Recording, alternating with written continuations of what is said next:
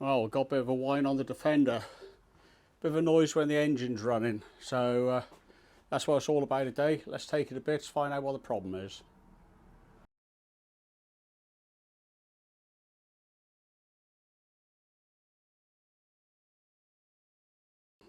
Hi, good morning, welcome back to Mike Makes It. If you saw one of my last videos where I had a water leak problem, you may have noticed also down here I had a problem with a pulley. I mentioned it in the video. It sounded a little bit noisy when you turned it by hand. All the others were good. Now when I'm driving you do get a bit of a whine as if that pulley is now thinking about failing. Right down here, easy to get to though, just got to take the cowling off. I'll take the old fan off as well, then we should easily get to the part I need to access. Hopefully I've got a bearing that I can press into the old pulley. Now I won't know unless I get it a bit, so that's what we're going to do now. Right, I've took the viscous fan off.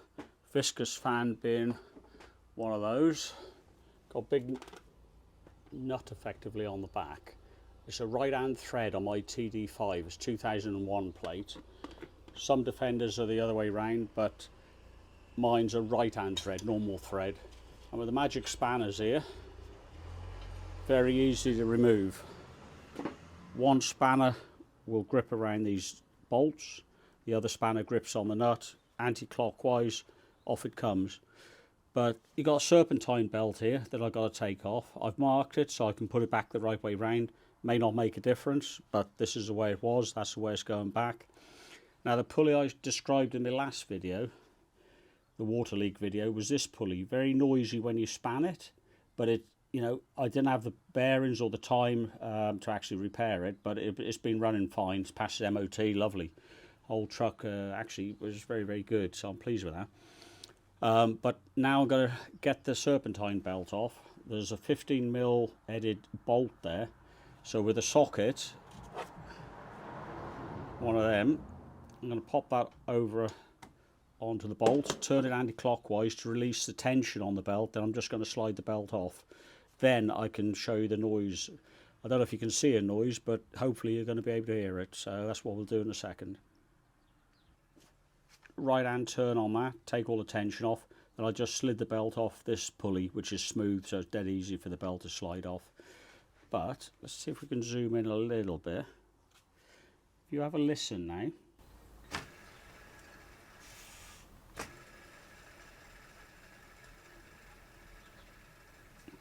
Hopefully that's coming across. Now the other pulleys are fine.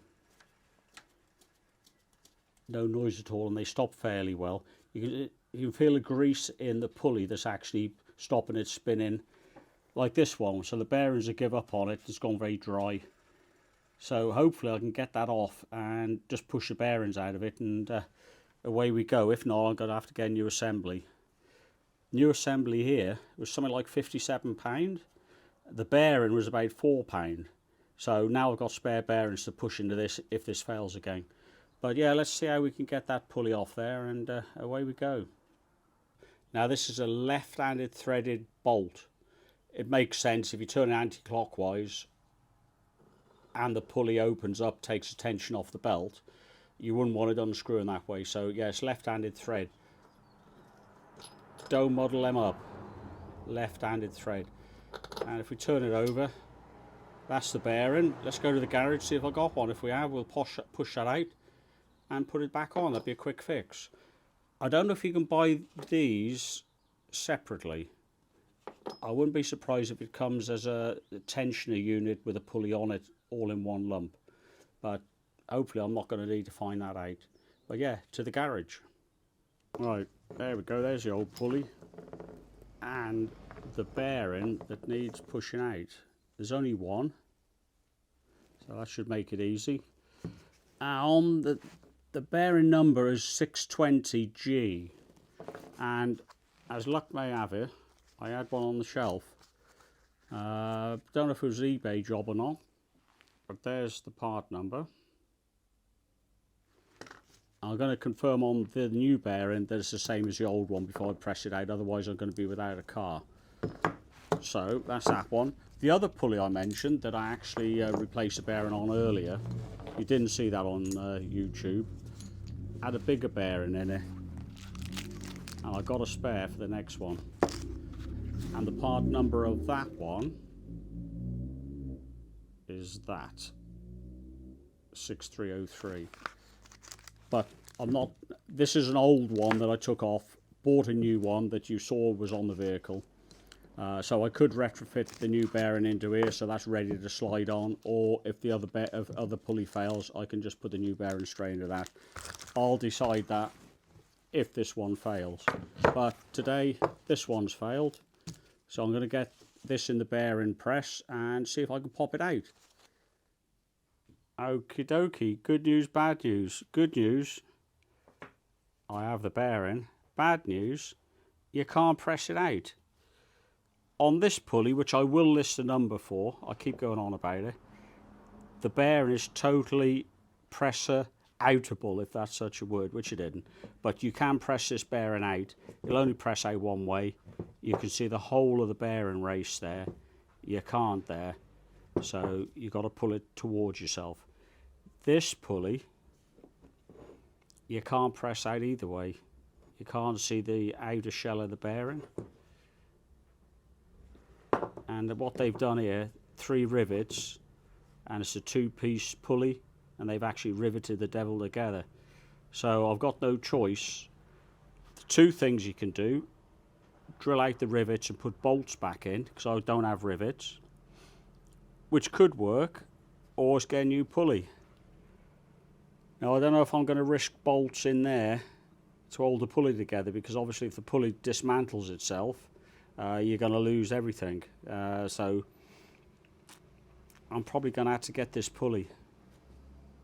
The video will tell you later, but yeah, I think I'm going to reinstall this pulley, get online, see what I can get hold of. Hopefully I can just buy the pulley and not the whole tensioner unit. So if there's nothing more added to this video, that's what I've done. I've reassembled it, and this isn't a repairable pulley. That's a shame. Right, here we are, a week later. Box of bits are turned up. I've refitted that pulley for the week while I was waiting for this. It's almost as cheap as I could get off the internet. About £24, compatible unit. If I wanted to go for OEM unit, or even Land Rover marked unit, Land Rover marked unit was well over £100. OEM was about 80. This was 24, although I've seen them cheaper. That's the first time out of the bag, so we'll have a little comparison look.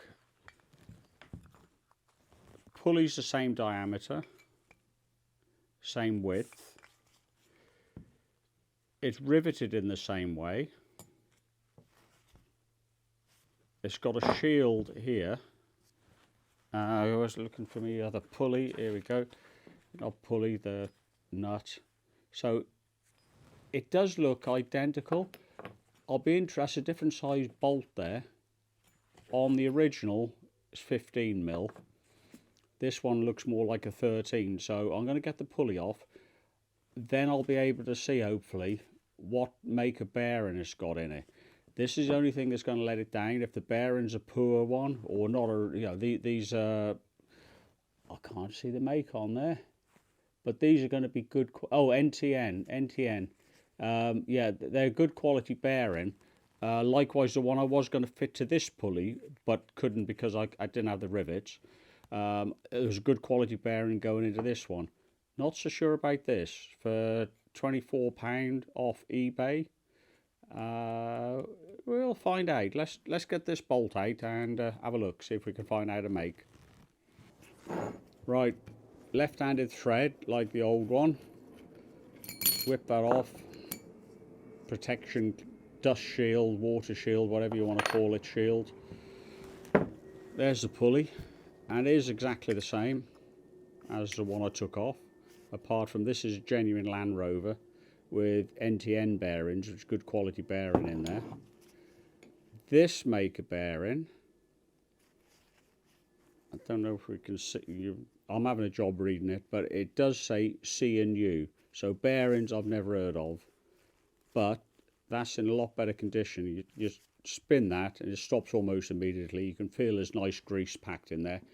Let me just put this to the microphone and spin it. Hopefully you can hear the noise I'm talking about. Here we go.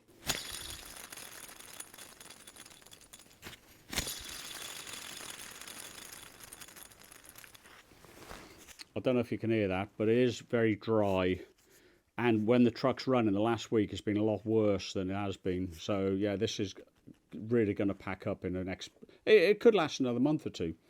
But let's be on the safe side. We'll put this bearing in. That's the whole idea of me buying the whole unit. I've got a pulley with it. I've got the tensioner unit. I'm not going to replace this third-party one for a genuine Land Rover one. Genuine Land Rover one staying on the truck. That's going in the parts bin. This pulley is going to be refitted or fitted as a replacement. It is identical, apart from the bearing quality, and it's probably made in China, which probably the Land Rover stuff is as well now, to be honest. But what I will do, not in this video, but in an additional video, I'm going to get some of these rivets. I'm going to drill these out and get a couple off, or 3 off eBay, and fit a genuine or good quality bearing back into this pulley. So in the future I have got a third-party tensioner unit if needed, but also a good pulley.